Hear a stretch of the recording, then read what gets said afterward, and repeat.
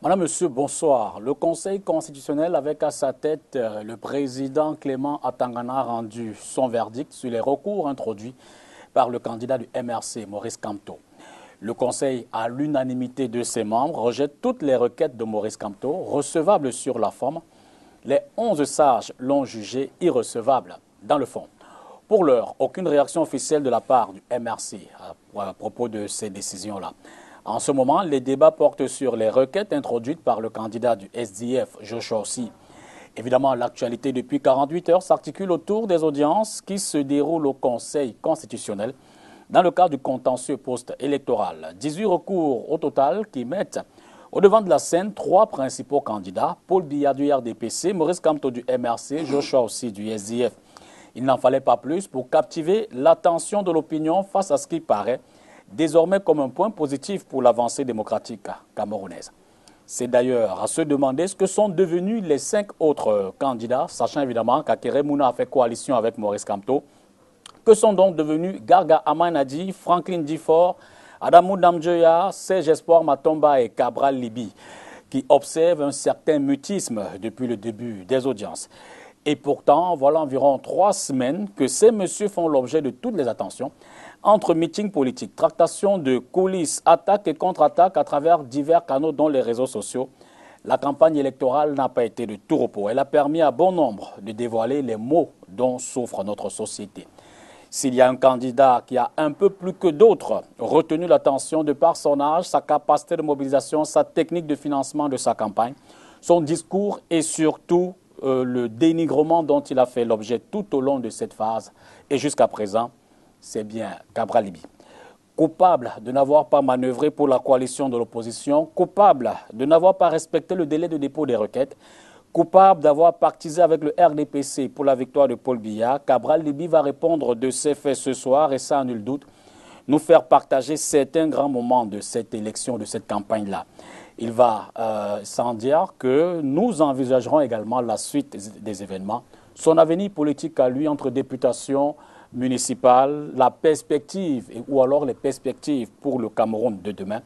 Sait-on jamais Cabral, un Cameroun sans un Cabral Libi président. Cabral Libi, bonsoir.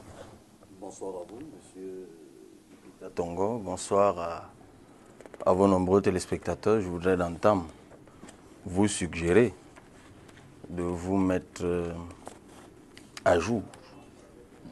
Je vous aurais concédé d'employer les termes présumés coupables.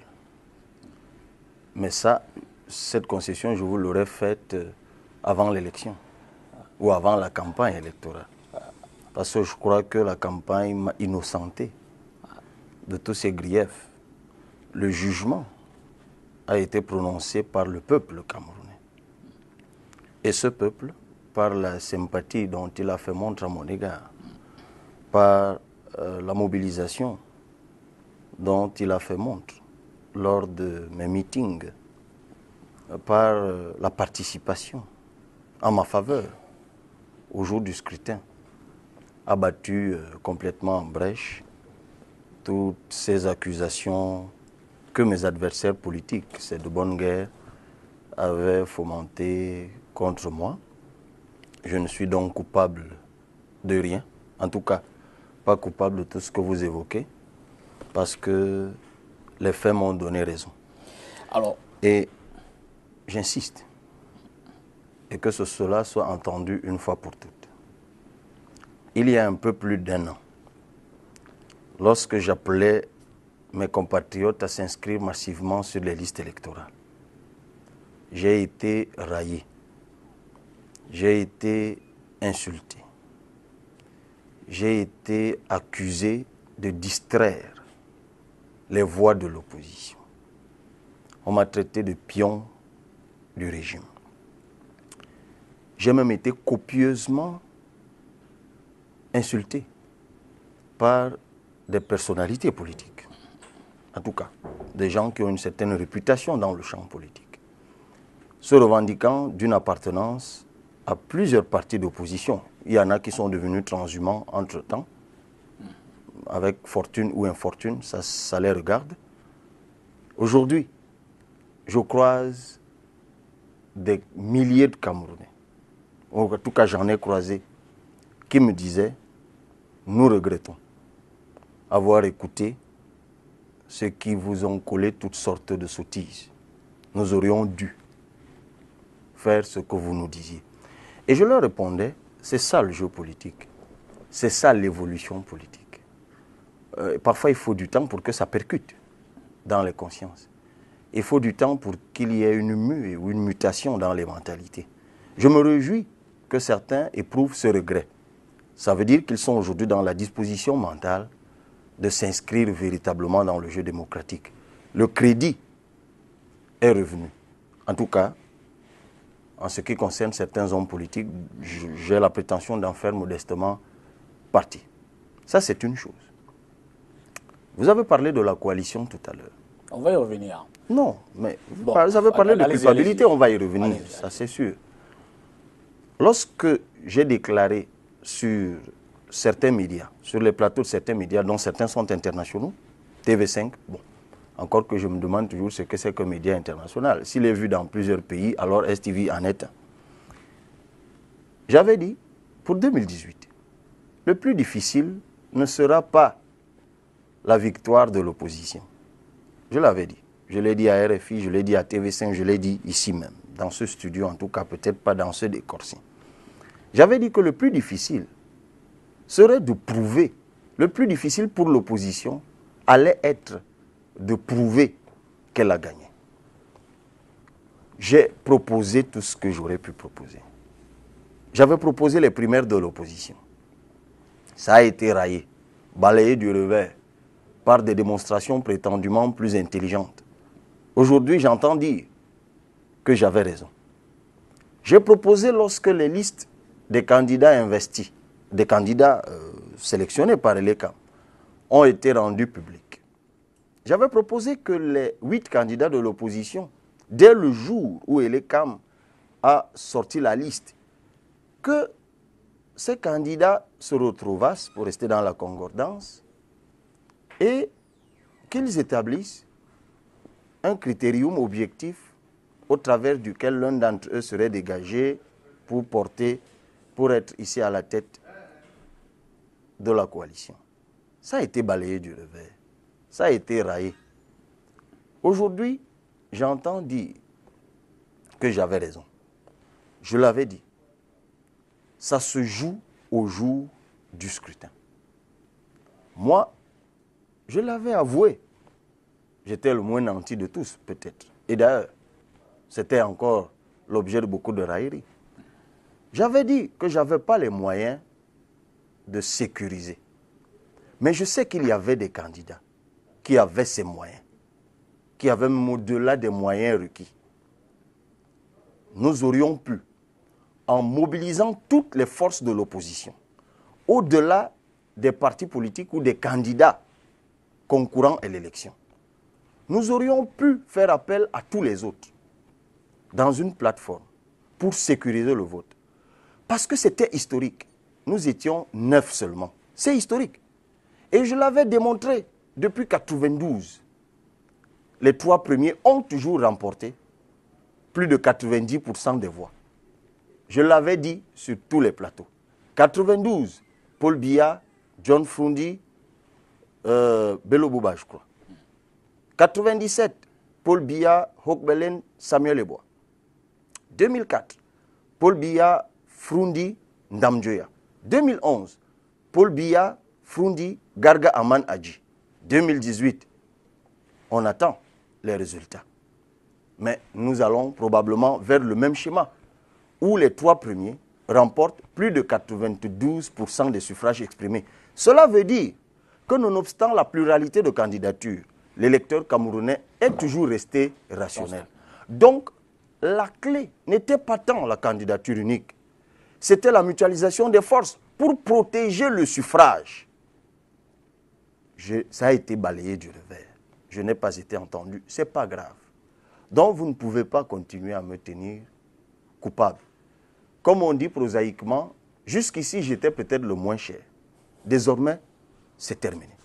Je ne tolérerai plus que cela soit dit. Parce qu'on ne peut pas avoir raison tout le temps et être toujours celui qu'on accuse de tout. Les vrais pions, aujourd'hui, on les connaît. Les vrais aventuriers, aujourd'hui, on les connaît. Les porteurs de distraction dans les réseaux sociaux, dans les médias, dans le champ politique, on les connaît. Je crois que le peuple camerounais n'est plus dupe. Et il me l'a démontré en m'apportant son soutien. Non seulement pendant les campagnes, moi qui n'avais pas d'affiche, moi qui n'avais pas de compte bancaire fourni, moi qui n'avais pas tout ce que vous voulez, de jet privé ou que sais-je encore, moi autour de qui il n'y avait pas toutes les reliques de la République. Non. Ce peuple m'a témoigné son soutien, sa sympathie, son accompagnement. Parce qu'enfin, il avait compris. Et je ne vous autoriserai donc pas, en entame d'une émission, de faire offense à ce peuple, en continuant à culpabiliser celui que lui, le peuple, a disculpé. Et vous comprendrez que l'autre enjeu de l'émission, justement, c'est d'en faire la démonstration. Jusqu'avant l'élection, vous le dites, vous l'aviez dit, vous avez été traité de tous les mots que j'ai repris. D'ailleurs, ils sont pas miens. Mais depuis le scrutin, la seule déclaration forte et officielle que vous avez faite, c'était pour donner des indications sur les probables résultats. Donc maintenant que vous vous offusquez, que vous refusez tous, que les uns et les autres vous prêtent, vous aurez l'occasion en 90 minutes d'en faire la démonstration. Mais j'avoue que vous avez relativement changé le schéma de l'émission. Je veux dire qu'on aurait pu commencer par les assises du Conseil constitutionnel, mais puisqu'on parle de la coalition. Cabral Libye, vous avez fait des propositions, vous le dites, et je l'ai relativement dit. Aujourd'hui, sans être l'heure du bilan, les Camerounais veulent quand même savoir ce qui s'est réellement passé. Qui sont ceux qui se sont assis? À la limite, quand, à quelle heure, où, comment, quels étaient les éléments de discussion sur la table pour la coalition? Quels sont les éléments de rapprochement qui ont peut-être mis les uns et les autres d'accord? Qui étaient les acteurs? Qui étaient les intervenants? Qui étaient les intermédiaires? Et surtout, qu'est-ce qui a foiré? Qu'est-ce qui fait que ce soit coalition ou mutualisation des forces, qu'est-ce qui a fait qu'au soir du 6, à la fermeture de la campagne électorale, il n'y a qu'un seul candidat qui ait dit « je me retire au profit d'un autre », Akeré Mouna. Ben, ça veut dire qu'il n'y a pas eu possibilité de construire un terrain de mutualisation. Les discussions ayant présidé ou ayant accompagné l'intention largement partagée de coalition, et je crois qu'il n'y a pas un seul acteur sérieux de l'opposition, il n'y a pas un seul candidat à cette élection présidentielle qui n'était convaincu de ce que la coalition allait accroître les chances de victoire de l'opposition. J'insiste là-dessus. L'accroissement de chances de victoire. Donc, vous étiez 8 d'accord dès le départ pour une mutualisation, une coalition des forces? Moi, je vais vous le dire. D'accord. Je ne prétends pas avoir discuté avec tous les candidats. Ok. Mais il y a longtemps que je discute avec une bonne partie de candidats. Joshua aussi, Akeré Mouna... Joshua Ishi et moi-même avons des relations amicales, humaines, qui précèdent l'élection. D'ailleurs, certains se sont étonnés de me voir ce matin même au Conseil constitutionnel, alors que moi, mon dossier, on va y revenir tout à l'heure, a été balayé dès le début. Bon, il y a au moins deux choses qui nous rassemblent je vous l'ai dit, d'abord nous avons des relations humaines qui précèdent l'élection, et de deux, nous étions les deux à demander une annulation totale. Et troisième élément, la crise anglophone. Pour avoir échangé avec lui, je savais qu'une emphase allait être marquée sur cette question qui, moi, me préoccupe, et vous le savez, depuis le début. On va peut-être y revenir. D'accord. Joshua aussi fait partie de ceux avec qui vous avez discuté. Qui d'autre? J'ai discuté avec lui. Donc, ça ne date pas d'aujourd'hui. Bon, puisqu'on n'y va pas à part. Je vais même vous étonner. Voilà. Je vais même vous étonner. Aujourd'hui, je peux le dire. D'accord. Monsieur Matomba. Serge Espoir. Serge Espoir Matomba. Candidat du PERS. Nous ne nous sommes pas parlé. En tout cas, longuement. On s'est parlé une fois. Et nos agendas étaient compliqués. Il allait au nord. Moi, j'allais autre part. Dans notre rendez-vous, qui avait d'ailleurs été arrangé par M. Hilaire Zipan, qui est un acteur qui a beaucoup œuvré. Hein. Il faut le lui reconnaître. Hilaire Zipan, conseil du municipal MP. Premier du MP. Il a beaucoup travaillé sur cette question. Vraiment, il faut lui rendre hommage pour cela. Il a épuisé tout ce qu'il pouvait pour mettre les uns et les autres ensemble. Mais je peux vous dire que la première fois que j'ai rencontré M. Serge Espoir Matomba, c'était il y a un an, un peu plus d'un an, lorsque je lançais l'opération 11 millions de citoyens. Aujourd'hui, je peux en parler. Et je lui avais fait une proposition à l'époque, très simple. Lorsque nous nous sommes vus, c'était dans cette ville de Douala. Je lui avais dit, en ces termes-ci, nous sommes tous les deux du même âge, probablement. Nous sommes jeunes. Vous, M. Matomba, vous avez de l'argent. Du moins, c'est l'impression que j'ai quand je regarde votre déploiement. Moi, je n'en ai pas. Mais j'ai un nom. Je suggère que nous nous lancions dans les inscriptions. Allons sensibiliser les Camerounais, nos congénères, afin qu'ils s'inscrivent sur les listes électorales. Nous sommes d'ailleurs tombés d'accord sur une démarche commune par une tournée qui devait commencer par l'Est. Bon, le lendemain, il a changé d'avis, ce qui est tout à fait son droit. La nuit porte conseil, diriez-vous? Voilà, la nuit lui a porté conseil, il a changé d'avis. Il ne m'en a même pas fait part directement, mais bon, il a fait part à un de mes collaborateurs qui est Armand Ocol, qui m'a donc informé de ce qu'il avait changé d'avis et qu'il avait d'autres conditionnalités qui, moi, ne me convenaient pas. Je trouvais ces conditionnalités hâtives. Si je m'en tiens à ce que mon collaborateur m'avait dit à l'époque, maintenant, c'est des choses dont je peux parler. Oui, allons-y, c'est d'ailleurs l'objet de... il m'avait dit à l'époque que M. Matomba était craintif. Il avait entendu trop de choses me concernant. Comme quoi j'avais été traître de ci, traître de ça, j'étais probablement pion de ci ou de ça, et que lui, il craignait que tout cela soit vrai et que je le trahisse, une fois de plus. Et il demandait donc qu'un certain nombre de conditionnalités soient remplies au préalable, notamment que je dis très vite, il y a un peu plus d'un an, que je m'alignerais derrière lui pour l'élection présidentielle. Je dis bien, c'est ce que mon collaborateur m'avait dit. Bon, j'avais estimé que tout cela était hâtif. Et je m'étais donc dit, je vais lui donner le temps de se faire une idée précise de ma personne, si tout ce qu'on dit de moi est vrai ou pas. On ne s'est plus parlé par la suite. Bon. J'ai regretté que certains de ses proches dans ses équipes aient pris à leur compte tout ce qui se disait de moi et aient même coalisé carrément avec ceux qui disaient un certain nombre de sottises sur ma personne. Je l'ai regretté. Mais je crois que par la suite, il a dû se faire lui-même une idée. Donc j'attendais donc qu'une fois qu'il se serait fait cette idée, qu'il me refasse signe. Bon, ce qui n'a pas été le cas. Comme moi, je suis constant et cohérent, nous en sommes restés là. Monsieur Garga Aman Hadji, c'est un père pour moi. Je peux le dire ici.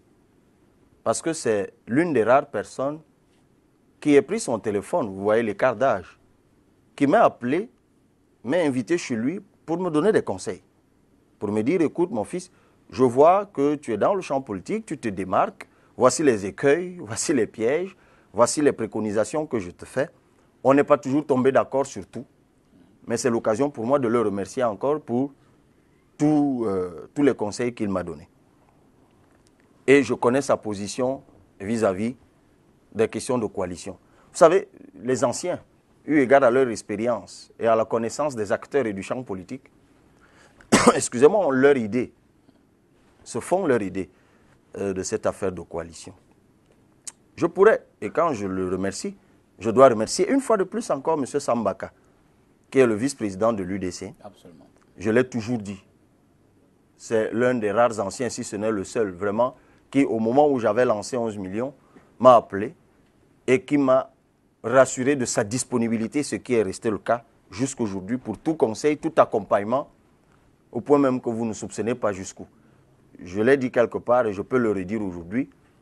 Le prix que j'ai reçu en 2017 du meilleur booster de la démocratie en Belgique, c'est lui qui a déclenché ce processus depuis le Cameroun et qui a saisi cet organisme en leur disant « mais est-ce que vous vous intéressez véritablement à ce qui se passe au Cameroun ?» Et c'est lorsque cet organisme a commencé à s'intéresser véritablement que j'ai reçu ce prix. Je pourrais vous parler encore de M. Ndamdjoya, justement, que je connais depuis fort longtemps. J'ai participé aux réunions, j'oublie le nom exact, mais il organisait des instances à Yaoundé de formation, d'imprégnation idéologique et autres. J'y ai longuement participé, il est pour moi comme un père. Je connais sa position. Lui ayant été victime, d'ailleurs un peu, de ce que je crois avoir subi, donc, il m'avait mis en garde sur un certain nombre de choses. Donc, M. Akeremouna, je l'ai rencontré. Il m'a donné sa position sur la coalition. M. Maurice Kamto, nous nous sommes rencontrés 2 fois. Et la première fois, c'était à son domicile. Et la deuxième fois, à ce qui nous fait office de bureau, de permanence, à 11 millions de citoyens, c'est à l'avenue Kennedy. Lorsque nous nous sommes vus pour la première fois, nous sommes évidemment tombés d'accord que la coalition était quelque chose de déterminant. Et nous sommes tombés d'accord qu'il fallait se donner le temps pour dégager éventuellement une candidature unique. Mais ce sur quoi il fallait urgemment travailler, c'était la mise en place d'équipes mixtes pour travailler à la sécurisation du vote. Ça date sensiblement de quelle période avant le scrutin? Alors, difficile de vous dire, mais en ce moment-là, les listes sont déjà sorties. D'accord. Enfin, je ne suis pas très champion. Ben, j'imagine champion. Les listes sont déjà sorties. Et c'est allé très vite. Nous avons échangé longuement, vous savez. Vous savez, au-delà de ce qui se dit dans les réseaux sociaux, de ce que vous lisez ici ou là, souvent les rapports entre les acteurs eux-mêmes sont à des années-lumière de l'impression que les partisans peuvent donner, pour des raisons d'ailleurs que j'ignore dans les réseaux sociaux. Et nous avons convenu à la première rencontre de mettre en place cette équipe mixte. Nous avons même désigné chacun un point focal pour travailler à un protocole d'accord. Un protocole d'accord a été fait. Lorsque nous nous sommes retrouvés la deuxième fois pour la validation de ce protocole d'accord, par rapport à ce qu'on s'était dit au début, bon, de nouveaux éléments sont rentrés en compte. Et ce sont ces nouveaux éléments qui ont postposé la validation de ce protocole d'accord. Et nous continuons à échanger jusqu'à l'élection, de façon tout à fait cordiale. Parce que nous n'avons pas pu nous entendre sur ces nouveaux éléments. Pour pousser un peu plus loin dans le fond, quels sont les éléments de discussion dès le départ? Quels sont les nouveaux éléments qui entrent en jeu, comme vous le dites? Les nouveaux éléments, enfin, j'ai envie de vous dire que c'est un peu comme avec M. Matomba. C'est que je crois que souvent les acteurs sont très influencés par ce qui se dit ici ou là. Donc, il y a des conditions préalables qui sont revenues, qui devaient conditionner la validation de la plateforme de la mutualisation pour la sécurisation du vote. Et moi, comme je suis toujours allergique aux nouveaux éléments qui rentrent en compte quand cela n'était pas prévu. Jusque là, vous n'en parlez pas. Je me donne des... Oui, en fait, je vous dis, vous savez, je ne crois pas que ce soit absolument nécessaire. Nous sommes dans chacun tire les leçons de cette belle aventure. Deux éléments, juste. Chacun tire les leçons. Pour comprendre l'ampleur du désamour, du désaccord. Moi, ce que je peux vous dire, globalement, c'est qu'aux yeux des aînés, il n'y a jamais eu sur moi un regard, prise de conscience, un de regard ce que présidentiel. Vous êtes devenu, voilà. C'est-à-dire que quand on ne me voyait pas comme l'étudiant, on me voyait comme l'inexpérimenté. Celui qui vient animer la galerie. Celui qui anime la galerie, celui qui ne sait même pas exactement ce qu'il veut. Et peut-être aussi celui qui est envoyé par le RDPC pour jouer le trouble. Ou alors celui qui est envoyé par le RDPC pour jouer les troubles faits. Mais derrière tout ça, je dis quel gâchis. Je ne suis pas prétentieux par nature. Mais je crois que Dieu, parce que pour moi, Dieu est prépondérant en politique. Ce qui a manqué à un certain nombre d'acteurs, c'était la lucidité pour voir la grâce que Dieu avait posée sur ma modeste personne. J'étais une opportunité. Je le dis aujourd'hui. J'étais même, peut-être finalement, la grande opportunité de 2018. Mais oui, allez-y. Mais je le demeure d'ailleurs. Je le demeure. Parce que la non prise en compte de cet élément a finalement ajourné un certain nombre de choses. Mais bon, vous dites ajourné, ainsi va la politique. Donc pour 2025. Ainsi va la politique. Ce n'est pas ce que je dis. Je vais vous étonner, M. Dipita Tongo. 2018 vous réserve encore des surprises. Je suis étonné par ce que je lis ici ou là. 2018 nous réserve d'énormes surprises. On va encore en parler tout à l'heure. Il y en a qui croient que c'est terminé. D'ailleurs, les manœuvriers de la fraude ont échelonné. C'est la bonne vieille stratégie. On bourre les urnes, on fabrique des résultats, on fait de vous des bêtes de foire devant une instance judiciaire, ainsi de suite.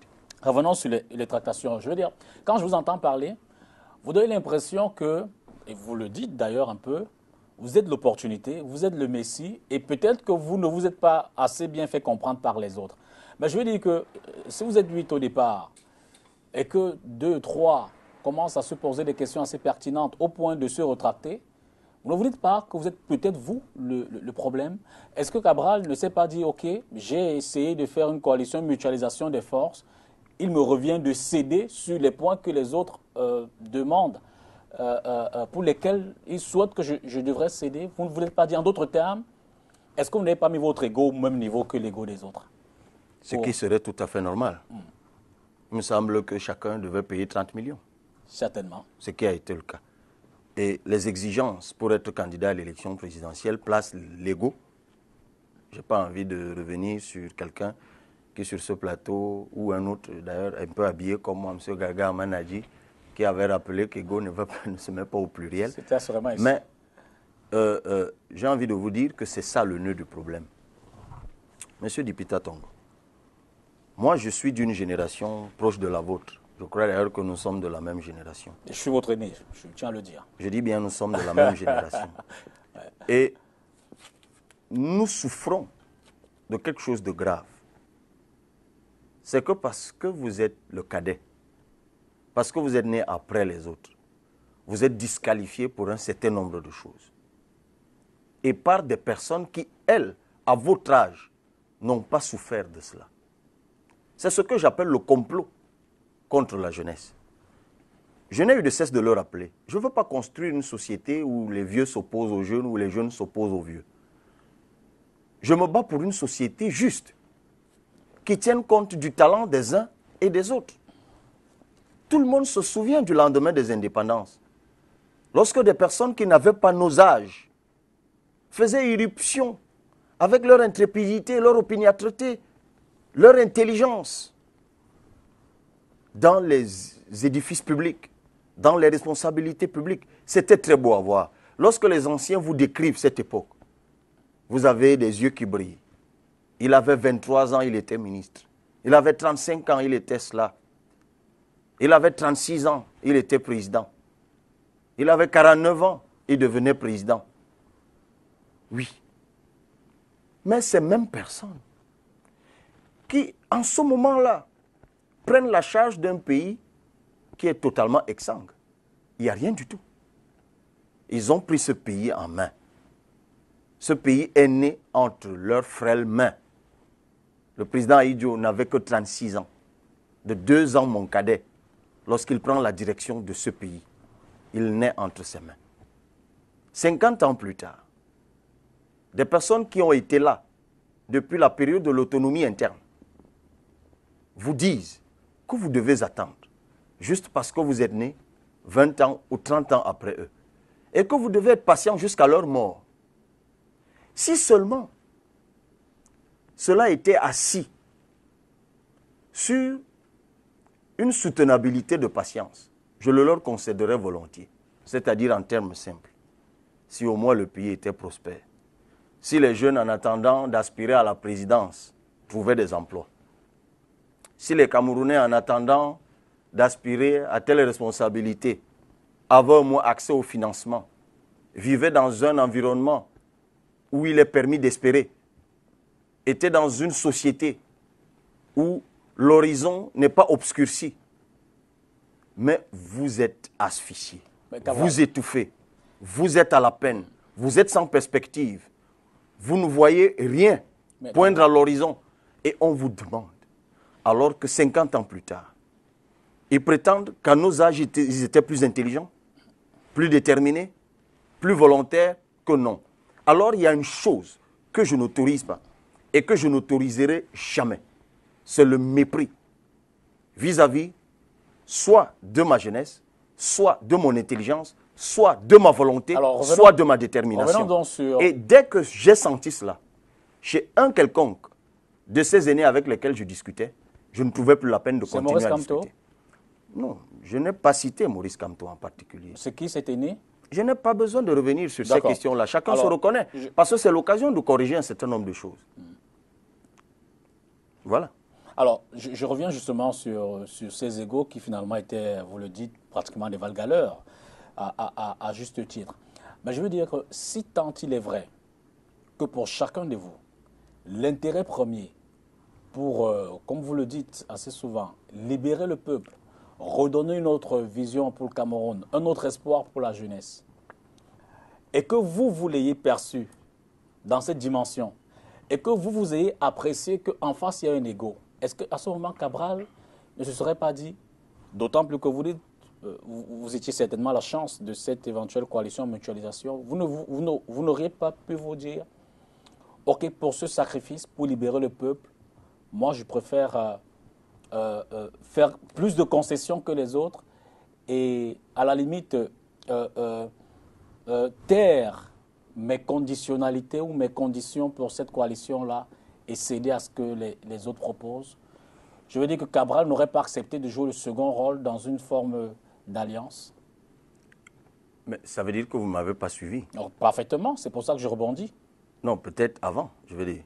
Sur ce plateau, et à vous, et à un de vos collègues, je l'avais dit, j'ai été le premier des candidats à dire que j'étais prêt à renoncer à la candidature, à la faveur d'un autre. Et vous avez ajouté, oui. Mais sur la base Exactement. de critères objectifs Exactement. de choix de l'un d'entre nous. Ce que j'appelle critères non objectifs, c'est qu'on vous dise tout de go à l'entame d'une discussion, M. Dipita, qu'on vous rappelle que vous n'avez que 38 ans et que vous n'avez pas encore construit de maison et que vous n'avez pas de compte bancaire et que vous avez tout le temps. C'est pour ça que j'avais dit, mais est-ce moi le problème? Si je suis pour la première fois candidat à l'élection présidentielle à 38 ans avec des concurrents qui eux aussi sont pour la première fois candidats mais avec le double de mon âge, ce n'est pas moi la cause. Chacun fait ses choix. Il y en a qui, lorsqu'ils avaient mon âge, ont choisi d'autres voies. Donc, pour faire ça... Ils ont choisi, attendez, de construire peut-être leur vie d'abord, de se construire des maisons, de se marier, de faire des enfants, de les élever, de les envoyer pour certains au Canada, aux États-Unis, ou je ne sais pas trop quoi, et puis d'achever une belle carrière en faisant semblant, ami. Et puis au moment où on prend la retraite, on se dit, bon, maintenant j'ai ma maison, ma famille est à l'abri, je me lance en politique. C'est un choix. Moi, je décide d'escamoter tout ça et de me lancer dans des conditions extricables, difficiles. Inextricables, je devrais dire. difficile. Parce qu'effectivement, pendant longtemps, beaucoup me l'ont dit. Mais tu mets en péril ta vie, ta carrière, tout ce que tu as fait avant, sous réserve de ce que je ne sois pas un pion ou que je sois un pion. En fait, j'aime toujours revenir pour ironiser sur ces sottises. Donc, chacun fait ses choix. Et moi, je ne peux pas être disqualifié parce que je fais mes choix. Sinon, je pourrais effectivement disqualifier les autres parce qu'ils ont attendu longtemps, parce qu'ils ont attendu d'aller en retraite, parce qu'ils ont attendu d'être amis pendant longtemps, de se faire la malle et puis de partir. Donc vous étiez prêt à faire des sacrifices, mais pas je l'ai dit. Pas tous les sacrifices. Si, en discussion ou en négociation avec moi, vous commencez par me rappeler que j'ai du temps, je vous dis vous n'êtes pas Dieu. Je ne sais pas comment vous avez fait pour aller dans l'avenir, voir que j'avais du temps, pour revenir me le dire. Non. On ne peut pas discuter avec un partenaire comme cela. On ne peut pas discuter avec un acteur politique. Cela renseigne de la condescendance et du mépris. Et c'est ce que je n'accepte pas, ni vis-à-vis de moi, ni vis-à-vis d'autres jeunes, ni vis-à-vis d'autres compatriotes qui sont disqualifiés parce qu'ils sont des cadets sociaux. Je ne l'accepte pas. Et comment réagit votre vis-à-vis quand vous lui avez dit? Ben, il y en a qui le prennent comme ils veulent. Et puis c'est toujours facile de dire après, c'est un pion. S'il n'accepte pas, c'est un pion. Alors, tout au long... Non, mais ça c'est le premier piège dans lequel vous tombez. Le deuxième piège, c'est celui selon lequel il suffit de faire une coalition pour gagner. Je l'ai encore dit à l'époque. Je l'avais dit. D'abord, vous n'êtes pas certain que vous puissiez avoir une coalition avec les 8 de l'opposition. Donc on allait certainement vers des coalitions à 2, à 3 ou à 4. Donc on allait toujours vers un schéma de 3, voire 4 ou 5 candidatures. Et c'est en ce moment que j'avais dit qu'il faut faire attention. Il ne suffit pas de faire des coalitions d'affichage. Il faut se donner les moyens de surveiller le vote. Moi, je peux vous dire, M. Dipita Tonga, aussi banal que cela puisse paraître, le vote, aujourd'hui, j'en ai l'expérience. Ça se joue le jour du vote. C'est le jour du vote qu'on fraude. C'est le jour du vote qu'on bourre les urnes. C'est le jour du vote qu'on fabrique de faux PV. Vous avez suivi le professeur Kumvondo, qui vous dit que dans son village, sa propre mère lui dit avoir voté pour moi. Son frère lui dit avoir voté pour moi. Dans la liste électorale, il y avait au moins 2 personnes aux obsèques de qui il a été, puisque c'était ses cousins du village. Mais c'est quand même 100%. Souvent, pour fabriquer ce PV, on chassait le représentant. On va peut-être y revenir tout à l'heure. Donc, ce que je veux vous dire, c'est que si, au soir du 7 octobre, ou au lendemain du 7 octobre, ou 24 heures, ou 48 heures, 72 heures, un des candidats à cette élection pouvait poser ici dans votre studio 20 000 PV sur les 23 000 ou 25 000, parce qu'il faut rappeler que nous sommes dans une élection, où nous sortons d'une élection, où on ne sait pas combien de bureaux de vote il y avait exactement, ni combien d'inscrits il y avait exactement. J'ai entendu dire à l'accord au Conseil constitutionnel lors des débats qu'il y a eu 25 993 ou 98, je crois bien. Il a fallu attendre donc le contentieux électoral pour avoir le chiffre définitif venant de l'organe qui en est habilité. OK. Si sur les 25 993 que vous avez suivis, un des candidats pouvait mettre à la disposition de la presse que vous êtes 20 000 PV authentiques sortis des bureaux de vote, livrés par des personnes formées qui ont, par leur courage, bloqué telle ou telle malversation. Je vous dis qu'on parlerait d'autre chose. Alors là, cela a été négligé. Et quand cela a été négligé, ne venez pas perdre du temps à accuser un tel ou un tel autre. Lorsque vous avez de l'argent, mettez-le au service de ce qui est efficace. Alors, Cabral, pas que tout ce qui a été fait n'était pas important, mais je crains qu'on ait négligé cela. Et d'ailleurs, c'est même en réalité pour l'opposition, je l'avais dit avant, on ne le dit pas suffisamment, en fait, tout le monde veut le changement, on peut biaiser comme on veut.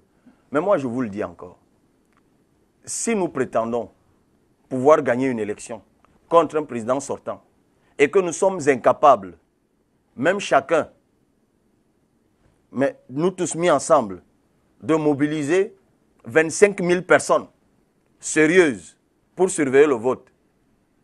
On n'est pas prêt. Alors, pendant les tractations pour une coalition, votre adversaire politique a-t-il pu influencer les avis des uns et des autres? A-t-il d'une façon ou d'une autre, vous avez eu l'impression qu'il s'est retrouvé dans le débat, même de façon... Qui donc? Votre adversaire politique, le RDPC, le candidat du RDPC, Paul Biya, à travers ses émissaires. Parce qu'évidemment, il s'est dit que l'enjeu, c'était évidemment que le RDPC ne se retrouve pas en face d'une coalition, une mutualisation des forces. Est-ce que vous avez eu l'impression à un moment donné qu'il s'est déployé, peut-être à travers d'autres candidats, puisque les uns et les autres sont soupçonnés d'avoir partisé? Je vais vous dire, puisque vous me donnez là l'occasion de parler du principal adversaire. Par nature, lorsque je n'atteins pas mes objectifs, je m'intéresse d'abord à moi-même. Je fais mon autocritique, je me remets en cause et je décèle, avant d'accuser l'autre, je veux d'abord m'assurer de ce que j'ai fait tout ce qu'il fallait. Donc je prends d'abord le temps de mettre en relief mes propres insuffisances. Et c'est pour ça que j'ai aimé l'entame de votre émission, parce que c'est par là qu'il faut commencer. Mais tout ce que je dis de moi-même, de l'opposition, n'enlève rien à tout ce que nous avons fait. Et c'est là où mon ton monte d'un cran. Parce que le contexte électoral camerounais est extrêmement difficile. Et c'est l'occasion de rendre hommage à tous ceux qui s'y essayent. Il faut être très courageux, très opiniâtre, très déterminé pour y aller. C'est un contexte extrêmement difficile. Tout est, peut-être tout, c'est un adverbe inclusif, mais l'essentiel est verrouillé. Mon principal adversaire était le RDPC. Et ce qu'ils ont fait cette année, c'est ce que j'appelle la forfaiture de trop. Et c'est ça qui expose ce pays à un délabrement subit à tout moment. C'est pour ça que je vous dis, 2018 n'a pas livré tous ses secrets. Parce que, M. Dipita Tongo, s'il y a une chose que l'opposition, nonobstant ses insuffisances, a réussi cette année-ci, c'est à redonner de l'envie aux Camerounais. C'est ce regain d'attrait vis-à-vis de la chose politique. Et en cela, il faut féliciter tous les acteurs de l'opposition, en tout cas ceux qui se sont lancés dans cette bataille démocratique. Parce que c'est la somme de nos efforts qui a produit ce résultat. Il y a longtemps qu'on n'avait pas eu une campagne aussi palpitante, aussi attrayante. Aujourd'hui encore, je voudrais saluer, lorsque j'étais à l'aéroport pour venir ici, j'ai rencontré un compatriote. Je rappelle que vous êtes parti de Yaoundé. Oui. Et justement, vous avez passé la journée. Parfait, c'était son prénom. On s'est croisés au check-in. Il m'a dit, Monsieur Cabral, pour nous, vous avez gagné. Quel que soit ce qui sortira du Conseil constitutionnel. Et Dieu merci, c'est ce sentiment qui est aujourd'hui partagé largement par les Camerounais que je croise. Pourquoi ils me disent, nous avons gagné? Parce que c'est la victoire du peuple. Pour une fois, le peuple s'est impliqué avec joie, avec enthousiasme. Je ne m'éloigne pas, parce que je viens donc au RDPC pour mettre en relief la criminalité qui caractérise ce groupe-là. Mais encore que, mélanger le RDPC, parce que quand vous dites le RDPC, il faut faire attention. C'est un groupe d'individus. Parce qu'on a parfois tort de confondre le RDPC, parti politique, ceux qui y sont et qui ont le droit d'y être, avec le groupuscule d'individus qui veut absolument mettre ce pays à feu et à sang. Lors d'une élection comme celle-ci, vous voyez ce peuple qui se lève, qui s'inscrit. Parce qu'aujourd'hui, je vous le dis, on ne sait pas combien de Camerounais étaient inscrits. J'ai croisé des centaines pour la ville de Yaoundé où j'ai sillonné. Des centaines de jeunes Camerounais munis de leur récépissé, de leur carte d'électeur, et qui ne pouvaient pas voter. Tout cela a été prémédité. Il y en a qui ont bravé toute cette adversité, qui ont voté. Et tout ce qu'on trouve à faire, c'est de leur voler leur victoire. Moi, je le dis, je suis constant. C'est l'opposition qui a gagné. C'est le peuple qui a gagné. Mais ils ont décidé de ridiculiser, d'humilier, de pousser ce peuple à bout. Moi, je reste convaincu aujourd'hui qu'il y a une poignée de vampires qui dirigent le Cameroun et qui veulent absolument se nourrir de sang, soit pour se régénérer, soit pour préparer leur entrée en enfer, j'en sais rien. Mais tout concourt à cela. Parce que ce qui s'est passé cette année, je n'ai pas forcément une bonne maîtrise de ce qui s'est passé avant. Mais c'est extraordinairement maléfique. Et souvent, je m'interroge sur l'état d'esprit de celui qui est à la tête de tout ça. Mais, vous savez, M. Dipita, laissez-moi. Vous donnez l'impression de, je veux dire, d'envoyer des phrases, des mots comme ça. Je vous ai posé une question simple. Le RDPC, d'une façon ou d'une autre, a-t-il joué un rôle dans l'échec de la coalition ou de mutualisation des forces? Avez-vous ce sentiment? Comment, si oui? Mais écoutez, vous n'avez pas compris que, pour moi, votre question m'entraînait sur un terrain qui échappe complètement à la lucidité d'un homme normal. Vous me demandez ce qu'un parti politique a fait. Moi, je ne le sais pas. Je ne suis pas du RDPC. Je ne suis pas un sympathisant de ce parti. Maintenant, je vous le dis encore, ne confondez pas le RDPC avec un groupuscule d'individus. Ce que je vous dis, c'est que il y a un groupuscule d'individus qui tient absolument à pousser le peuple à bout. Parce que dans ce que je vous dis, M. Dipita Tongo, ce qu'ils ont pu faire pour que la coalition n'ait pas lieu est résiduel. Moi, j'ai échangé avec Maurice Kamto. J'ai échangé avec M. Akeremouna, pour ne prendre que cela. Je doute que si nous n'avons pas pu nous entendre tous les trois, c'est le RDPC qui nous a infiltrés. Je doute. En revanche, le fait que nous ne nous soyons pas entendus n'a pas empêché que l'un d'entre nous soit victorieux dans cette élection. Si je vous dis que notre plus grosse défaillance aura été de négliger l'impératif de sécuriser notre victoire. Donc vous confirmez votre déclaration d'après, dès la fermeture des scrutins, vous dites que l'opposition a clairement gagné. L'opposition a clairement gagné. Mais tout à l'heure, vous le disiez également que 24 heures après la fermeture d'ailleurs des bureaux de vote, il était impossible pour un candidat de poser sur la table les 20 000 procès-verbaux. Comment est-ce que vous réussissez à démontrer ou à dire, 24 heures après, qu'un candidat, en l'occurrence, Maurice Kamto a gagné, a remporté cette élection? Dans tous les pays du monde. Dans tous les pays du monde. Il y a pas de contradiction. Dans tous les pays du monde, il y a ce qu'on appelle des sondages. Oui. Dans notre cas, il n'y a pas d'institut de sondage. Il y en a eu quelques-uns qui ont été créés à l'emporte-pièce quelque part aux États-Unis, sous la férule d'un ministre, et qui ont publié des choses fantaisistes, et puis tout le monde s'est rendu compte que cela ne tenait pas la route. Le meilleur sondage au Cameroun, c'est le terrain. Ce sont ces personnes que vous rencontrez. Ce sont ces personnes qui se mobilisent. Il faut aller dans l'arrière-pays. Lorsque vous avez fait le tour du Cameroun comme moi, lorsque vous avez fait le meeting que vous avez vu à Douala, à Kribi, à Garouaboulaye, à Guider, à Pitois, à Zina, je pourrais vous citer à Bertois. Mais vous dites bien que vous n'êtes pas le seul candidat à aller rencontrer les Camerounais dans la rue. Mais c'est pour ça vous que dites je bien vous parle. que quand Kerem Mounava à l'Est, il a la même sympathie, que quand Paul Biava à Marois, il a la même chaleur, que quand Difford Franklin se tient ici à Bonabéry, il a la même émotion. Je veux dire qu'en fonction du parti, de vos soutiens, vous avez certainement l'impression que tous ceux qui tournent autour de vous sont ceux qui vous encensent, qui vous encouragent. Ce sondage peut aussi être biaisé.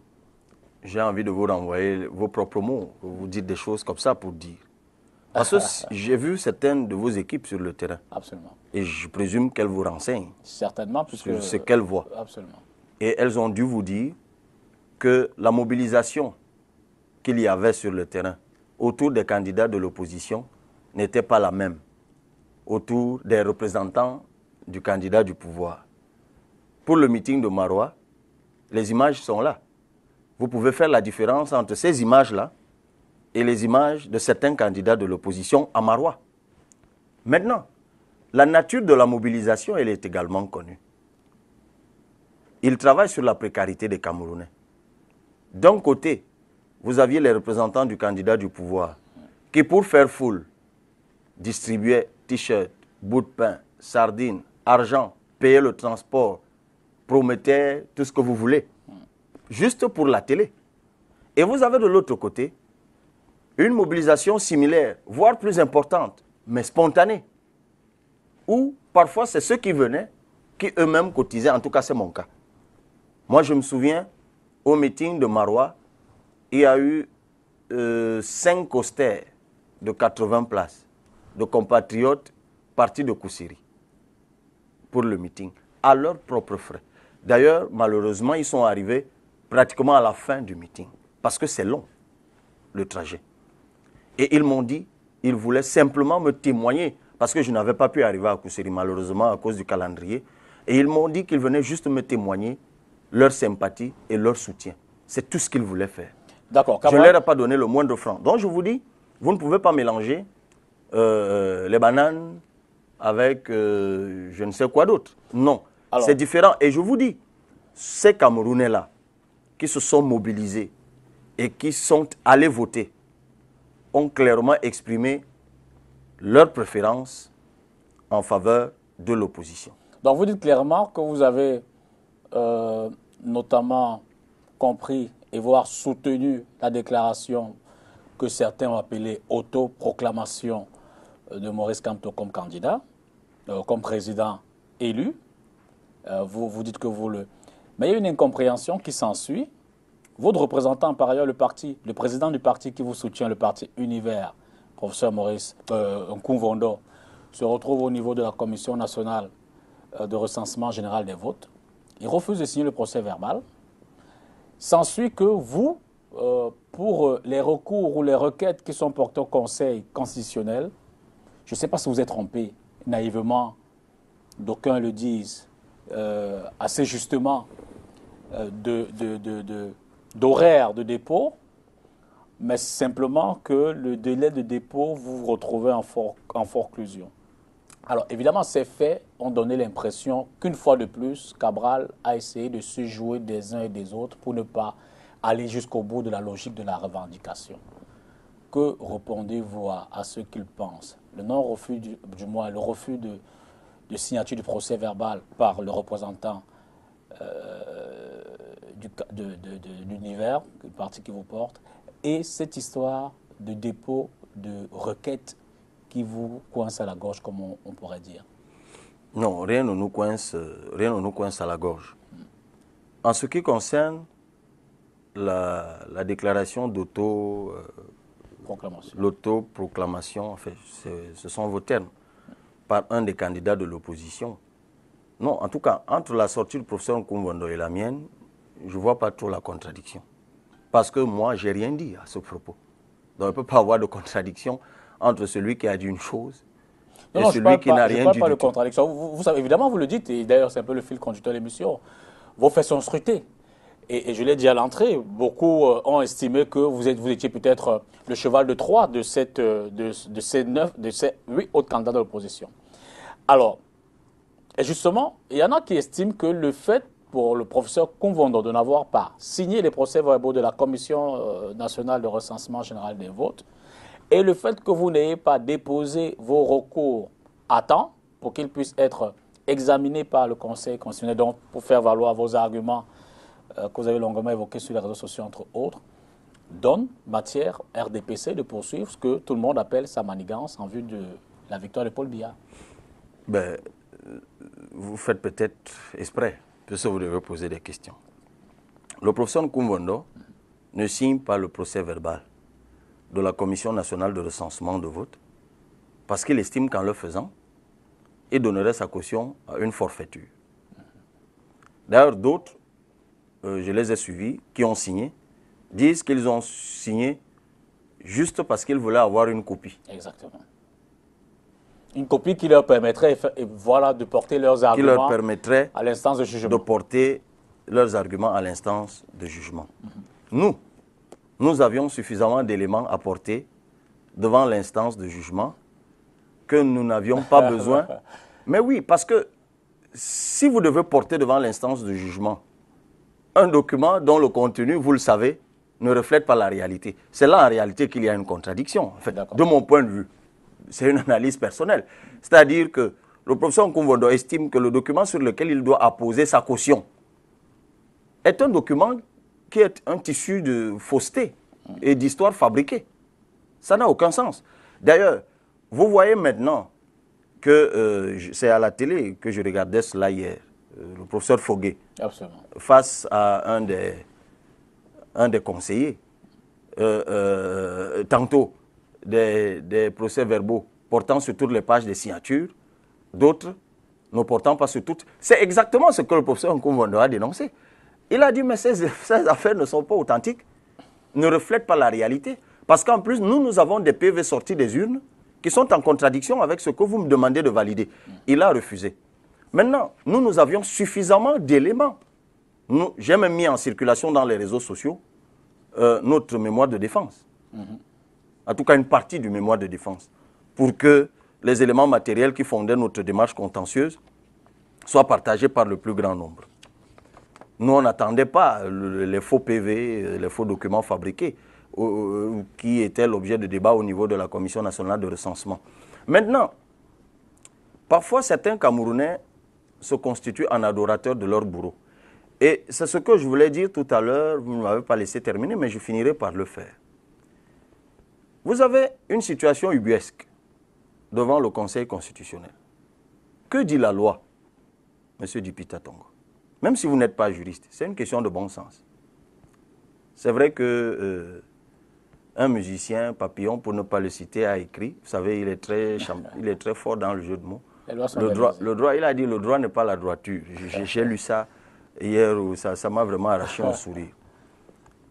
La loi dit, vous avez 72 heures à compter de la date de clôture du scrutin pour déposer votre recours. Je répète, c'est ce que dit la loi. 72 heures à compter de la date de clôture. Date, ça a un sens en droit. L'heure, le temps, ça a un sens en droit. Je suis juriste, par ailleurs. Et c'est une vieille disposition. Donc, il y a une jurisprudence constante. C'est une disposition qu'il y a dans les textes électoraux au Cameroun depuis 1992 tout au moins. Et sur la base de ces textes, les recours contentieux avaient toujours été reçus dans les 72 heures jusqu'à minuit. C'est la première fois dans l'histoire du Cameroun qu'une interprétation d'une disposition séculaire remplace date par heure. C'est la première fois. Donc on nous a donc sorti l'histoire de la 73e heure. L'objectif de cela, sur la base des éléments matériels de notre recours, c'était de nous empêcher de plaider. C'était d'empêcher au professeur Nkumvondo, c'était d'empêcher à notre avocat. Vous n'avez pas regretté d'avoir pris le risque d'attendre la dernière minute pour déposer votre recours? Mais il n'y a pas de regret ou de risque à respecter la loi. C'est ce que je vous dis. C'est pour ça que je dis que les Camerounais sont des adorateurs de leur bourreau. C'est-à-dire qu'on est dans une situation bizarre où je lis dans les réseaux sociaux des gens qui disent « Mais vous auriez dû, vous aussi, déposer avant 18 heures. » C'est exactement les mêmes choses qu'on lit lorsqu'une fille dit qu'elle a été violée. Lorsqu'une fille accuse quelqu'un de l'avoir violée. Et vous lisez des gens qui disent « Toi aussi, tu aurais dû éviter de marcher seul. Toi aussi, tu aurais dû éviter de porter une mini-jupe. Toi aussi, tu aurais dû éviter de sortir de chez toi parce que tu es une fille. » Voilà l'analogie que je fais. Parce que comme c'est en matière constitutionnelle et que ça ne nous touche pas dans notre chair ou dans notre famille, nous pouvons nous autoriser d'écrire des choses qui valident l'imposture, qui valident la forfaiture, qui valident l'illégalité, qui valident la violation de la loi. C'est pour ça que je vous dis qu'il y a des Camerounais qui sont des adorateurs de leur bourreau. C'est ça qui est incroyable. C'est-à-dire que Maître Olivier Penguet vous dit que je suis dans le contentieux électoral depuis longtemps. Ce n'est pas la première fois que je plaide en matière de contentieux électoral. Ce n'est pas la première fois que je dépose un recours. Je les ai souvent déposés à 20h, à 21h, à 22h et même à 23h58. Parce que c'est ce que dit la loi. Vous vous rappelez, lorsque nous devrions déposer nos candidatures, pourquoi nous les avons déposées? jusqu'à minuit. Parce que c'était la date. Le jour de clôture, la date de clôture du scrutin, c'est le 7 octobre. Et ça se clôture à minuit. C'est 72 heures à minuit que le dépôt, que vous entrez dans la... Si vous dépassez minuit, que vous entrez dans la forclusion. Voilà ce que dit la loi. C'est indépassable, c'est immuable. Donc en réalité, ceux qui disent ce que vous rapportez là sont complices de l'illégalité, complices de la forfaiture. Et c'est ça qui est regrettable. Alors, le scrutin est passé, les requêtes sont déposées, le Conseil est en train d'évacuer les affaires au fur et à mesure que le temps passe. Depuis d'ailleurs 48 heures, effectivement, nous sommes en plein dans les débats. Et ce soir, je l'ai dit également à l'entame de l'émission, le Conseil a définitivement donné sa réponse aux requêtes de Maurice Kamto. Vous l'avez suivi.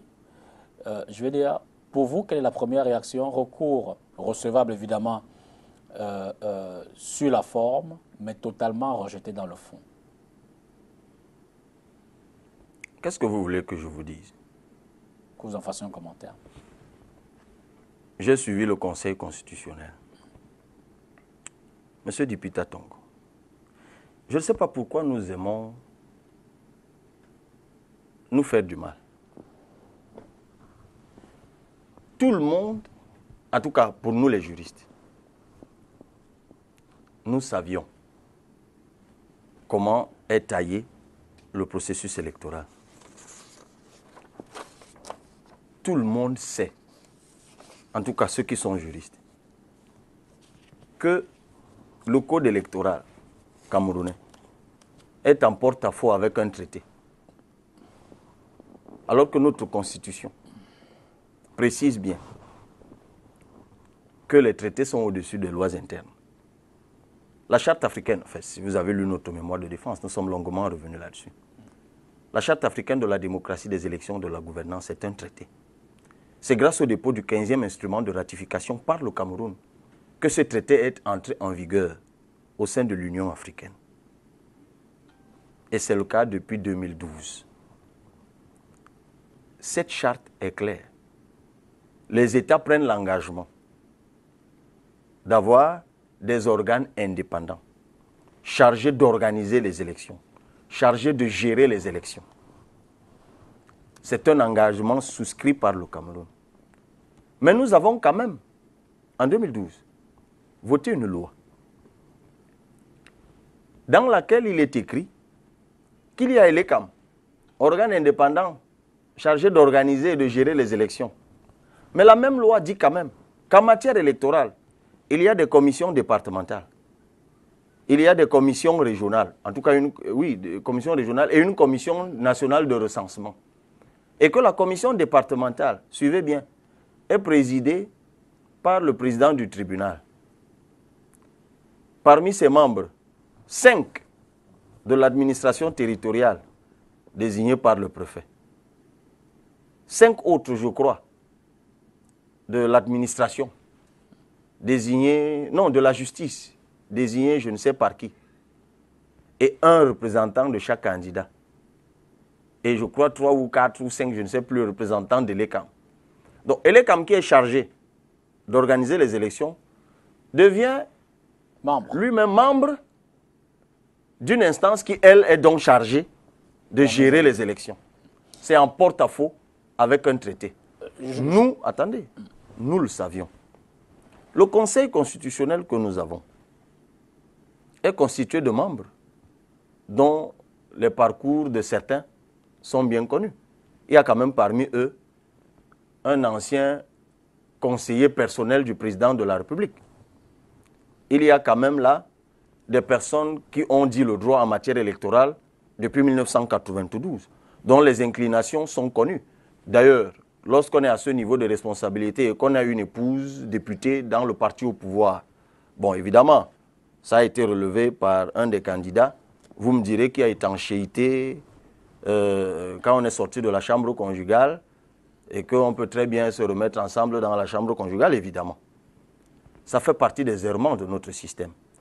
Donc, la plupart des candidats, moi-même y compris, qui allaient au contentieux constitutionnel, Ils sont allés dans l'espoir que ceux qui sont chargés de dire le droit, dans des circonstances aussi délicates, aussi graves, susceptibles de plonger le Cameroun dans le chaos, allaient avoir un sursaut patriotique. Il faut toujours croire aux humains. Et c'est ça qu'il faut saluer chez tous les candidats qui sont allés au Conseil constitutionnel. Parce qu'ils gardent l'espoir que ceux qui doivent dire le droit, ceux qui doivent veiller au respect de la Constitution, ceux qui doivent veiller à la conformité des lois vis-à-vis de la Constitution, ces lois qui ne respectent pas un traité sur la couverture médiatique. Parce que vous avez eu un candidat qui, par la chaîne nationale, je ne parle pas de la vôtre, affecte 5 équipes de campagne à un candidat et une seule équipe à chacun des autres candidats. Ça passe vite. On pourrait relever, ceux qui ont suivi le contentieux à la télévision ont beaucoup appris du droit. Donc, lorsque nous y sommes allés, sans nous être concertés à la base, mais je me rends compte en écoutant les uns et les autres, que c'est cet esprit, sont les mêmes. que c'est cet esprit. Nous voyons que le peuple, et je reviens à ce que je vous disais tout à l'heure, le peuple s'est levé, le peuple s'est mobilisé, le peuple a fait son choix, démocratiquement. Et il y a un groupuscule d'individus qui a décidé de mépriser la volonté du peuple. Et on le sait tous, quand vous méprisez la volonté du peuple, vous poussez ce peuple à bout. C'est pour ça que je vous disais tout à l'heure que ceux qui nous dirigent, j'ai l'impression qu'ils veulent, ils ont des comportements de vampires. Écoutez, lorsqu'il y a eu Boko Haram, on a reproché à beaucoup de jeunes Camerounais de s'être laissés enrôler dans Boko Haram. La réalité, nous la connaissons. Beaucoup de jeunes Camerounais s'y sont enrôlés, je dis beaucoup, pas tous, à cause de la pauvreté, à cause du désarroi de la vie. Ils ont été pourchassés comme des terroristes, comme des rats. J'ai même envie de dire à juste titre. Crise anglophone. Des jeunes Camerounais se sont laissés embarquer dans ce qu'on appelle aujourd'hui Amba Boys ou Ambazonian, ou je suivais l'ex-bâtonnier aujourd'hui, avocat de Joshua aussi, le rappeler. Excédés, certainement, par un certain nombre de choses, ils ont pris des armes. Ils sont aujourd'hui pourchassés, on a envie de dire à juste titre, comme des rats, comme des terroristes. Une autre catégorie de jeunes décide de s'exprimer démocratiquement. Ils vont s'inscrire sur des listes électorales. Aux uns, on refuse de donner des cartes d'électeurs. À d'autres, on donne des cartes d'électeurs. On leur refuse le droit de vote. Certains bravent même tout cela, votent, expriment leur choix vis-à-vis d'un des candidats de l'opposition. On décide de leur voler leur victoire. Qu'est-ce qu'on veut finalement? C'est la révolte. Tous les ingrédients de la révolte sont en réalité rassemblés par ceux qui donnent l'impression qu'ils sont du côté de la paix et de la stabilité. Je tiens à rappeler que la rue est prévue par la loi. Parce que j'ai entendu tout et n'importe quoi à ce propos. C'est prévu par la loi. C'est-à-dire que les Camerounais ont tout à fait le droit de manifester dans la rue. C'est prévu par la loi de 90. J'espère que vous le savez. Mais et je ne comprends pas pourquoi chaque fois a également le devoir d'apprécier la menace à l'ordre public qui peut transparaître d'une volonté de manifestation. Mais si ce que vous dites était donc partagé par tous, l'évocation de la manifestation publique ne devait pas donner lieu à toutes ces réactions des chefs traditionnels, de ceci, de cela, de tout ce qu'on veut, des gens appelant à la paix, non. Le peuple a tout à fait le droit dans un État démocratique de manifester conformément à la loi. Il appartient effectivement, puisque le régime de la manifestation est celui de l'autorisation, il appartient aux autorités administratives d'apprécier ou pas la dangerosité d'une manifestation. Mais on ne peut pas tout de go. Chaque fois qu'on a évoqué la manifestation, et moi je le dis donc, les Camerounais ont le droit d'exprimer, de manifester. Ils ont le droit d'exercer le droit de manifester dans la rue. Personne ne peut enlever ça. Si ça figure aujourd'hui dans la loi de 90, c'est parce que des gens se sont battus pour que cela soit inscrit dans cette loi. Et on ne peut pas insulter ces personnes qui se sont battues pour ces avancées, en donnant l'impression que lorsque nous, aujourd'hui, nous évoquons cela. Je rappelle que au Cameroun, mais j'ai souvent vu des associations manifester pour le parti au pouvoir, en faveur du candidat sortant. Pourquoi ceux qui ne partagent pas ce qu'il fait, pourquoi les autres n'auraient pas le droit de manifester pacifiquement contre lui?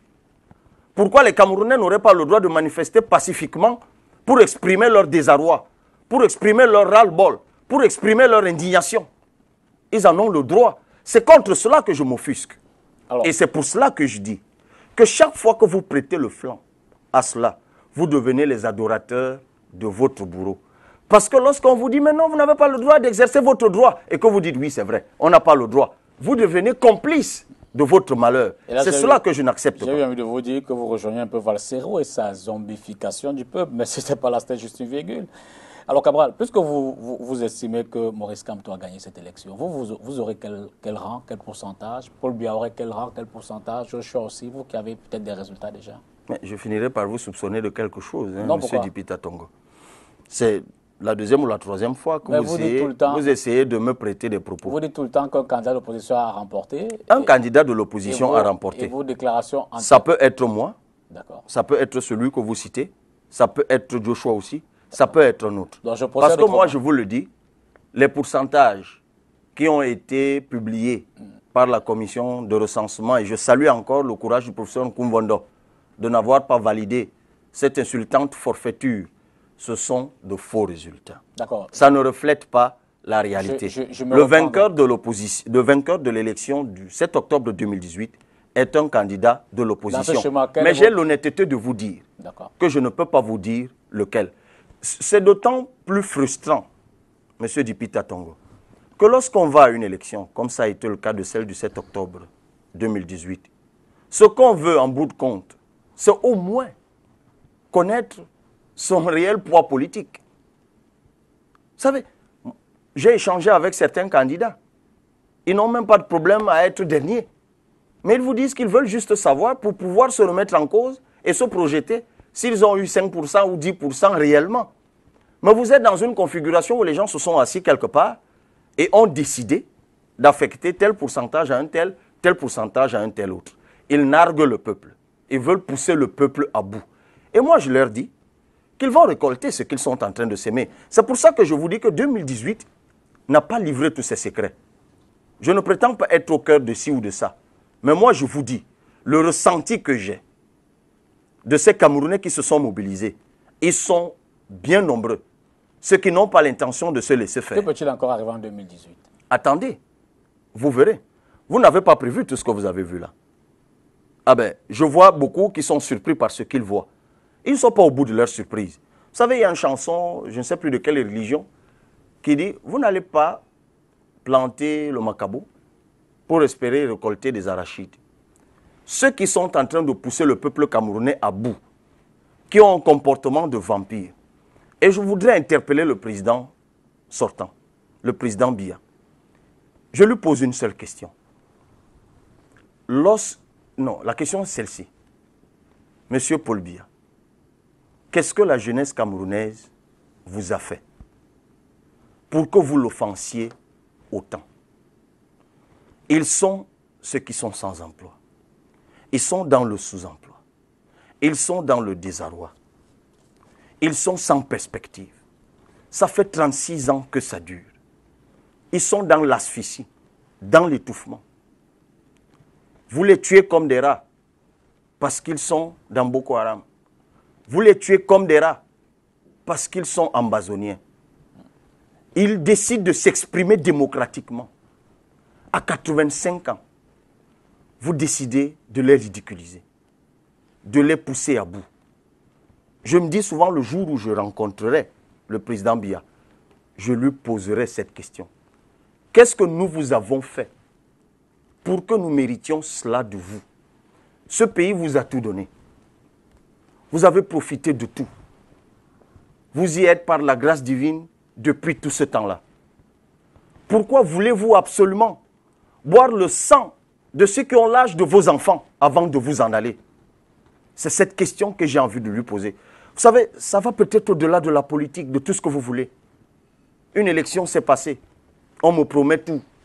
On me rappelle que je suis en chômage, je n'ai rien, je n'espère rien. D'accord, ça ne se joue pas autour de ma personne. On vous a tout promis? Oui, j'entends ça, je lis ça, il y en a qui m'appellent et me le rappellent. Vous savez, c'est comme ça le Cameroun. Parce que vous avez osé, comme il l'a lui-même dit, parce que vous avez osé. On estime qu'à mon âge, avoir osé vouloir remplacer celui qui a 85 ans, c'est un crime et que cela va être puni. Ça permet d'embrayer peut-être la dernière ligne droite. C'est ça malheureusement au Cameroun. C'est pour ça que je disais tout à l'heure qu'on considère que vouloir manifester, c'est un crime qui doit être puni par une balle de Kalachnikov. La présidentielle je dis ceci. Est passée. J'interpelle le président sortant. On est dans le contentieux. Et il est encore temps. C'est pour cela que je vous le dis. Les résultats ne sont pas encore proclamés. Ce qui s'est passé ou qui est en train de se passer au Conseil constitutionnel se passe. C'est en train de se passer. Visiblement, ceux qu'il a désignés et qui sont ses congénères et qui siègent dans cette instance n'ont pas voulu jouer le rôle de sauvetage de notre pays. Il lui appartient, lui. Ces résultats ne sont pas encore publiés. Et ces gens sont à ses ordres. Et c'est un appel que je lui lance. Ce sursaut patriotique, ce sursaut de reconnaissance vis-à-vis de la patrie, de ce pays qui lui a tout donné, qu'il pense à ces jeunes de son propre parti, le RDPC, qui veulent passer à autre chose, qui ne demandent qu'à espérer, qui ne demandent qu'à travailler et à hisser ce Cameroun au niveau de leurs rêves. C'est tout ce qu'ils lui demandent. Sauf si nous sommes déjà dans les campagnes municipales, régionales et... Avant d'en arriver là, justement, parce que moi je vais vous dire, M. Dipita Tongo, et je le dis avec fermeté, avec emphase, ce qui s'est passé en 2018, là, le mois d'octobre, on y est encore, le 7 octobre, ne se passera plus jamais. Comment ça? Je vous le dis. En tout cas, prenez-le, notez-le. Ça ne se passera plus jamais. Les gens ne s'exprimeront pas, le peuple ne va pas se mobiliser pour la prochaine élection. C'est la forfaiture de trop. J'espère que vous me suivez. Parfaitement. Ils ont pris les armes au nord. Ils sont tués comme des rats. Ils ont pris des armes dans le sud-ouest et le nord-ouest. Ils sont tués comme des rats. Les autres ont pris leur carte d'électeur. On les ridiculise comme des rats. Donc on leur demande eux aussi finalement de rejoindre les autres qui ont pris des armes. Parce que c'est ce qu'ils sont en train de faire. Ils veulent vampiriser tout le Cameroun. Ils passent pour des bien-pensants, pour des gens qui aiment la paix, pour des gens qui aiment la stabilité. Vous ne pouvez pas aimer la stabilité et rentrer dans un bureau de vote, sortir le représentant du parti Univers. Ça s'est fait dans le Nyon-Isso. Le jeter Manu Militari dans un véhicule. Allez le laisser pour lynchage à 10 km. Cabral. Attendez. Vous allez dans un village, Nyon-Isso, parce qu'une jeune dame, infirmière, a accepté d'être représentant du parti Univers. Vous la jetez hors du bureau de vote. Vous saisissez le chef traditionnel. Elle est bannie du village. Mais ce n'est pas le contentieux, c'est la vie de tous les jours. Oui, parce que cette dame, elle est en train de regarder. On l'a chassée du village. On a cassé sa chambre. On a jeté ses choses dehors. Actuellement, dans le village où elle s'est réfugiée, elle ne peut même pas aller à la borne fontaine. Je pourrais vous prendre comme ça des exemples multiples. Et vous voulez que cette jeune dame, qu'elle aille où, qu'elle vive où, qu'elle fasse quoi. Et lorsqu'elle va se révolter, on dira qu'elle n'aime pas la paix. Cabral. Je vous le dis, 2018 n'a pas encore livré tous ses secrets. Cabral, nous sommes à moins de 10 minutes de la fin de l'émission.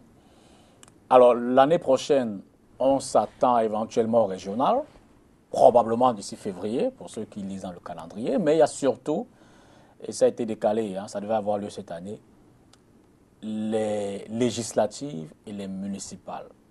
Comment Cabral se projette dans l'avenir politique? J'ai failli dire l'avenir proche d'ailleurs. Mais la projection est dans ce que vous dites. Nous sommes dans un pays, en fait, les jours passent, les années se suivent et le calendrier constitutionnel se déroule. Nous allons vers les législatives et les municipales pour 2019. Il y avait eu un autre président élu selon la commission de recensement, parce que moi je le dis encore, je reste convaincu que le président sortant saura prendre ses responsabilités patriotiques avant la proclamation des résultats. Mais il y aurait eu à ce jour un autre président élu, que les législatives et les municipales se seraient toujours déroulées, tel que prévu par la loi, tel que prévu par la Constitution. Donc il y a longtemps que nous nous préparons à cela. Je rappelle que toutes ces élections auraient dû avoir lieu en 2018. Et nous, lorsque 11 millions de citoyens a signé le 11 décembre 2017 sa convention de partenariat avec le Parti Univers, c'était pour la préparation de la présidentielle et des élections locales. Donc nous sommes dans la préparation des élections locales depuis longtemps. Il y a eu l'étape de la présidentielle, elle va être vidée, épuisée ou achevée avec la proclamation des résultats et avec tous les secrets que cela va livrer. Je vous dis de rester vigilant et à l'écoute. Et puis, il y a les législatives et les municipales qui vont s'en suivre. Si vous n'êtes pas élu président de la République à l'issue du scrutin du 7 octobre, vous serez candidat pour être député ou maire? Mais je vous dis encore, M. Dipita Tongo. C'est pour ça que ma question était précise. Cabral Libby sera-t-il candidat pour la députation? Ça, je l'avais dit depuis longtemps. D'accord. Ça n'attend pas le 7 octobre. Je l'avais dit déjà, et cette interview existe dans les journaux. Je l'avais dit, si le peuple ne me choisit pas en 2018, j'irai à nouveau à la conquête des suffrages de ce peuple en 2019. J'irai ensuite à la conquête des suffrages de ce peuple en 2025 et même probablement en 2032. Donc, moi, je m'inscris là-dessus. Vous savez, l'élection, c'est comme ça, c'est le peuple qui décide. C'est le peuple qui choisit, M. Dipita Tongo. Le peuple ne vous choisit pas. Mais au point où nous en sommes, je vous dis que pour le 7 octobre 2018, je suis incapable de vous dire qui a gagné. Même pas le président sortant ne peut vous dire exactement quel suffrage il a, quel est le pourcentage qu'il a. Tellement ses agents ont participé à un bourrage et à un brouillage qu'on ne sait plus où on en est. C'est pour ça que la solution, c'est de recommencer tout cela. C'est ça la véritable solution. C'est de recommencer tout ceci. Ou alors, peut-être qu'ils ont les vrais résultats entre eux là-bas, qu'ils les proclament véritablement. Et qu'ils nous donnent la possibilité, nous autres, de nous déterminer, en tout cas en ce qui me concerne personnellement, de savoir donc où est-ce que le peuple m'a situé pour que je puisse me déterminer pour la suite. Autrement, mais globalement, si les vrais résultats sont publiés et que les vrais résultats ne me donnent pas la victoire, je vais évidemment aux élections législatives et municipales. Si je suis gagnant, le Parti Univers, avec 11 millions de citoyens, iront aux élections législatives et municipales. Et ça se prépare déjà. Donc ce n'est pas suspendu sur ma personne. Et si jamais, comme vous le dites, les vrais résultats, ce que vous appelez les vrais résultats, ne sont pas proclamés tels quels, que feriez-vous? C'est au peuple d'en décider. C'est tout. Si vous voulez la victoire du peuple, le peuple décide. Cabral Libby, merci. Merci à vous. Bonne soirée, et bonne continuation, bon retour dans vos batailles. Évidemment qu'on va rester très proche de votre actualité. Bonne émission à vous. Mesdames, Messieurs, merci. On était avec Cabral Libby, candidat à la présidentielle d'octobre dernier, dont les résultats seront connus juste à l'issue du déroulé du contentieux post-électoral qui est en train de se faire en ce moment même au niveau du Palais des Congrès de Yaoundé dans le cadre du Conseil constitutionnel. Merci d'être resté pour regarder Cabral Libby. Bonsoir et à jeudi prochain pour une autre édition du Entretien avec.